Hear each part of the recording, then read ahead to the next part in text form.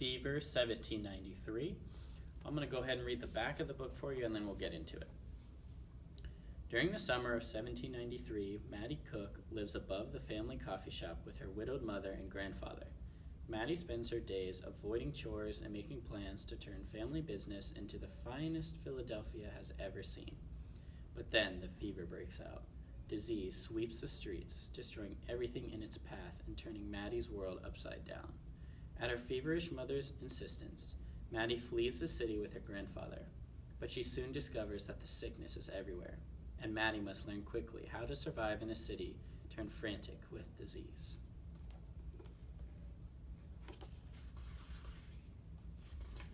Chapter 1, August 16th, 1793. I woke to the sound of a mosquito whining in my left ear and my mother screeching in the right. "Rouse yourself this instant!" Mother snapped open the shutters and heat poured into our bedchamber. The room above our coffee table was not large. 2 beds, a washstand, and a wooden trunk with frayed leather straps nearly filled it. It seemed even smaller with Mother storming around. "Get out of bed, Matilda," she continued. "You're sleeping the day away." She shook my shoulder. "Polly's late and there's work to be done." The noisy mosquito darted between us. I started to sweat under the thin blanket. It was going to be another hot August day. Another long, hot August day.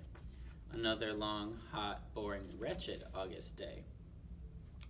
"I can't tell who is lazier, Polly or you," Mother muttered as she walked out of the room. "When I was a girl, we were up before the sun." Her voice droned on and on as she clattered down the stairs. I groaned. Mother had been a perfect girl. Our family was wealthy then, but that didn't stop her from stitching entire quilts before breakfast or spinning miles of wool before tea. It was the war. She liked to remind me. Children did what was asked of them, and she never complained. Oh no, never. Good children were seen and not heard. How utterly unlike me. I yawned and stretched, then snuggled back onto my pillow. A few more minutes rest, that's what I needed. I'd float back to sleep, drifting like Blanchard's giant yellow balloon. I could just see it. The winter's day, the crowds on the rooftops, the balloon tugging at its ropes. I held my breath. Would the ropes break? The devilish mosquito attacked, sinking its needle nose into my forehead. Ow! I leapt from my bed, and thunk, cracked my head on the sloped ceiling. The ceiling was lower than it used to be. Either that, or I'd grown another inch overnight. I sat back down, wide awake now, my noggin sporting 2 lumps, one from the ceiling, one from the mosquito. No balloon trips for me. To work then. I got my feet and crossed the room, ducking my head cautiously. The water in the washbin was cloudy and the face cloth smelled like old cheese. I decided to clean up later, perhaps next December. A squeaking mouse dashed by my toes, followed by a flash of orange fur named Silas. The mouse ran to a corner, its claws scratching desperately on the floorboards. Silas pounced. The squeaking stopped. "Oh, Silas, did you have to do that?" Silas didn't answer. He rarely did. Instead, he jumped up on Mother's quilt and prepared to pick apart his breakfast. Mother's best quilt. Mother abhorred mice. I sprang across the room. "Get down," I commanded. Silas hissed at me, but obeyed, leaping to the floor and padding out the door. "Matilda," Mother's voice called up the stairs. "Now." I made a face at the doorway. I had just saved her precious quilt from disaster, but would she appreciate it? Of course not. No more dawdling, I had to get dressed. I fastened my stays in a badly embroidered pocket over the white shift I slept in. Then I stepped into my blue linen skirt. It nearly showed my ankles. Along with the ceiling getting lower, my clothes were shrinking too. Once dressed, I faced the rather dead mouse and wrinkled my nose. Picking it up by the tail, I carried the corpse to the front window and leaned out. My city, Philadelphia, was wide awake. My heart beat faster and my head cleared. Below the window, High Street seemed teemed with horsemen, carriages, and carts. I could hear Miss Henning gossiping on her front stoop and dogs barking at a pig running loose in the street. The sound of the blacksmith's hammer on his anvil reminded me of Polly, our tardy serving girl. That's where she was, no doubt, in the blacksmith's shop, eyeing Matthew, the blacksmith's son. I didn't like it there. The roaring furnace, sparks crackling in the air, the sizzle of hot metal into cold water. It all reminded me of that unmentionable place that preachers like to go on about. My favorite place was the waterfront. I squinted eastward. The rooftop of the State House, where the Congress met, was visible, but the August haze and dust from the street made it impossible to see farther than that. On a clear day, I could see the masts of the ship tied up at the wharfs on the Delaware River. I promised myself a secret visit to the docks later, as soon as Polly arrived to distract Mother. A few blocks south lay the Walnut Street prison, where Blanchard had flown that remarkable balloon. From the prison's courtyard it rose, a yellow silk bubble escaping the earth. I vowed to do that one day, slip free of the ropes that held me. Nathaniel Benson had heard me say it, but he did not laugh. He understood. Perhaps I would see him at the docks, sketching a ship or seagulls. It had been a long time since we talked. But before I went anywhere, there was a dead mouse to dispose of. I couldn't throw it into High Street. It might spook one of the horses. I crossed the room and opened the back window overlooking the garden. Maybe Silas would smell his treat out there and get a decent breakfast after all. I flung the corpse as far as I could, then hurried downstairs before Mother boiled over. Chapter 2, August 16th, 1793. As soon as I stepped into the kitchen, Mother started her lecture. Too much sleep is bad for your health, Matilda. She slipped a freshly made ball of butter into a stone crock. It must be gripe, a sleeping sickness. I tried not to listen to her. I had not cleared the wax from my ears all summer, hoping it would soften her voice. It hadn't worked. You should be dosed with fish oil. When I was a girl, she kept talking to herself as she carried a steaming pot of water outside to rinse the butter churn. I sat down at the table. Our kitchen was larger than most, with an enormous hearth crowded with pots and kettles, and two big ovens built into the brickwork beside it. The size of the room did not match the size of our family. We were only 3, Mother, grandfather, and me, plus Eliza who worked for us. But the roomy kitchen could feed 100 people in a day. My family owned the Cook Coffee House, the soon-to-be famous Cook Coffee House, grandfather liked to say. My father had built our home and business after the War for Independence ended in 1783. I was 4 years old. The coffee house sat just off the corner of the 7th and High Street. At first we were lucky if a lost farmer strayed in, but business improved when President Washington's house was built 2 blocks away. Father was a carpenter by trade, and he built us a sturdy home. The room where we served customers filled most of the first floor and had 4 large windows. The kitchen was tucked into the back, filled with useful shelves and built-in cupboards to store things. We could have used a sitting room, truth be told. Father would have added one on if he had lived. But he fell off a ladder and died of a broken neck 2 months after the coffee house opened. That's when grandfather joined us. A coffee house was a respectable business for a widow and her father-in-law to run. Mother refused to serve spirits, but she allowed card games and a small bit of gambling as long as she didn't have to see it.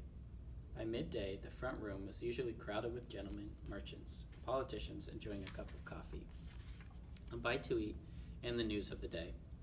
Father would have been proud. I wondered what he would have thought of me. "Good morning," Eliza said loudly, startling me. "I thought you were going to sleep the day away. Have you eaten?" She set a sack of coffee beans on the table. "I'm starving," I said, clutching my stomach. "As usual," she said with a smile. "Let me get you something quick." Eliza was the coffeehouse cook. Mother couldn't prepare a meal fit for pigs. I found this amusing, considering our last name was Cook. In a matter, though, it was serious. If not for Eliza's fine victuals and the hungry customers who paid to eat them, we'd have been in the streets long ago. Mother's family had washed their hands of her when she ran off to marry a carpenter, a tradesman, when she was but 17. So we're very fond of Eliza. Like most blacks in Philadelphia, Eliza was free. She said Philadelphia was the best city for freed slaves or freeborn Africans. The Quakers here didn't hold with slavery and tried hard to convince others that slavery was against God's will. Black people were treated different than white people. That was plain to see, but Eliza said nobody could tell her what to do or where to go, and no one would ever beat her again. She had been born a slave near Williamsburg, Virginia. Her husband saved up his horseshoeing money and bought her freedom right after they were married. She told me that was the best day of her life. She moved to Philadelphia and cooked for us, saving her wages to set her husband free. When I was 8, she got a letter saying her husband had been killed by a runaway horse. That was her worst day. She didn't say a word for months. My father had only been dead 2 years, so Mother knew just what lay in Eliza's heart. They both supped sorrow with a big spoon. That's what Mother said. It took years, but the smile slowly returned to Eliza's face. She didn't turn sour like Mother did. Eliza was the luckiest person I knew. She got to walk from the river past shop windows, market stalls, and the courthouse up to 7th Street every morning. She told stories even better than Grandfather, and she knew how to keep a secret. She laughed once when I told her she was my best friend, but it was the truth. She dished up a bowl of oatmeal from a pot that hung by the side of the hearth and carefully set it in front of me. "Eat up," she said. One corner of her mouth turned up just a bit and she winked. I tasted the oatmeal. It was sweet. Eliza had hidden a sugar lump at the bottom of the bowl. "Thank you," I whispered. "You're welcome," she whispered back. "Why is Polly late?" I asked. "Have you seen her?" Eliza shook her head. "Your mother is in a lather. I promise you," she warned. "If Polly doesn't get here soon, she may need to find herself another position." "I bet she's dawdling by the forge," I said, watching Matthew work with his shirt collar open. "Maybe she's ill," Eliza said. "There's talk of sickness by the river." Mother strode into the room carrying wood for the fire. "Serving girls don't get sick," Mother said. "If she doesn't appear soon, you have to do her chores as well as your own, Matilda. Where is your grandfather? I sent him to inquire about a box of tea an hour ago. He should have returned by now." "I'd be happy to search for him," I offered. "I could look for Polly, too." Mother added wood to the fire, poking the logs until the flames jumped. The delicate tip of her shoe tapped impatiently. "No, I'll go. When Father comes back, don't let him leave. And Matilda, see to the garden." She quickly tied a bonnet under her chin and left, the back door closing behind her with the sharp sound of a musket shot. "Well," said Eliza, "that's it then. Here, have some veal and cornbread. Seems like you have a long day ahead of you." After she cut me 2 slices of cold veal and a thick piece of fresh cornbread, Eliza started to make gingerbread, one of her specialties.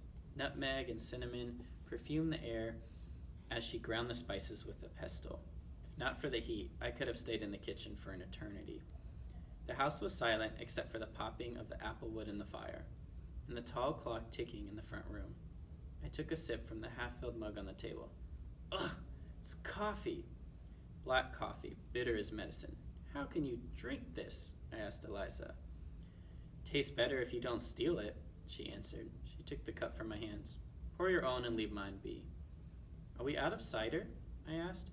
"I could get some at the marketplace." "Oh no," Eliza said. "You'll stay right here.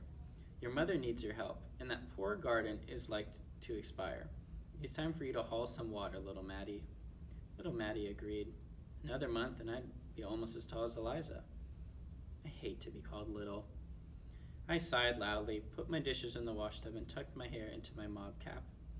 I tied a disreputable straw hat atop the cap, one I could never wear in the street, and snatched a bite of dough from Eliza's bowl before I ran out.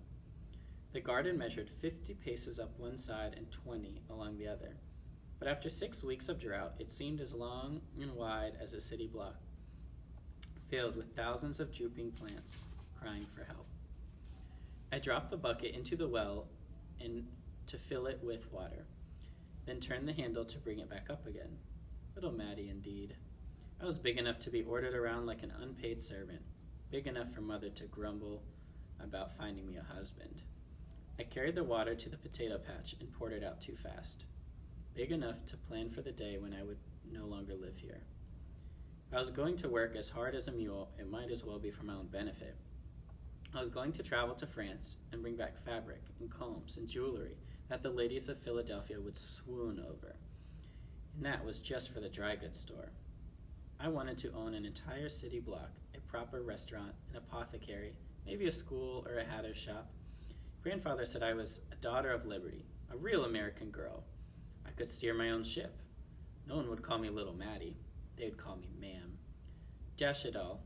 I had watered a row of weeds. As I returned to the well, Mother came through the garden gate. "Where's Polly?" I asked as I dropped the bucket down the well. "Did you pass by the blacksmith's?" I spoke with her mother, with Mistress Logan. Mother answered softly, looking at her neat rows of carrots. And I waved the mosquito away from my face. It happened quickly. Polly sewed by candlelight after dinner. Her mother repeated that over and over. She sewed by candlelight after dinner. And then she collapsed. I released the handle and the bucket splashed. A distant sound. Matilda. Polly's dead. So that is the end of the first 2 chapters.